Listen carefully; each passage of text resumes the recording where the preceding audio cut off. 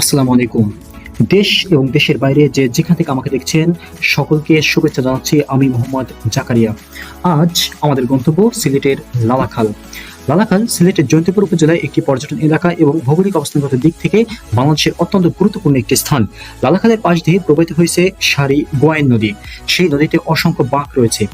নদীটির কূলে পাহাড়ি বন, চা বাগান এবং নানা প্রজাতির প্রাকৃতিক সৌন্দর্য যে কোনো মানুষের মন কেড়ে নেবে নিমেষেই। ভারতের চেরাপুঞ্জি ঠিক নিচেই লালাখালের অবস্থান। চেরাপুঞ্জি পাহাড় থেকে উৎপন্ন এই নদী বাংলাদেশের মধ্য দিয়ে প্রবাহিত হয়েছে। লালাখালের পানি নীল রঙের, মূলত জয়ন্তী পাহাড় থেকে আসা প্রবাহমান পানির সাথে মিশে থাকা খনিজ এবং কাদার পরিবর্তে নদীর বালুময় তলদেশের কারণেই এই নদীর পানির রং এরকম নীল রং ধারণ করেছে। লালাখালের নদীতে অসংখ্য বাঁকের দেখা মেলে। ইতিহাসবিদগণের মতে এই নদী দিয়েই পর্যটক ইবনে বতুতা বাংলাদেশে এসেছিলেন। জায়গাটার নামের সঙ্গে খাল শব্দ যুক্ত হলেও এটি মূলত একটি নদীর অংশ।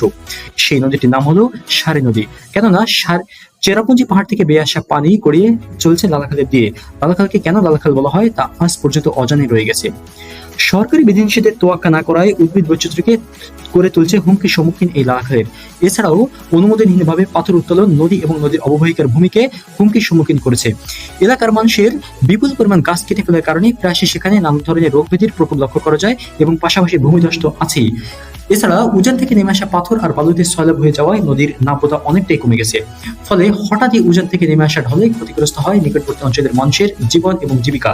তাই তো দেশের এই গুরুত্বপূর্ণ স্থানটি এবং অনবিল প্রাকৃতিক সম্পদে ভরপুর স্থানটিকে সংরক্ষণ করা দেশের সরকার এবং প্রতিটি নাগরিকের নৈতিক দায়িত্ব বলে মনে করি।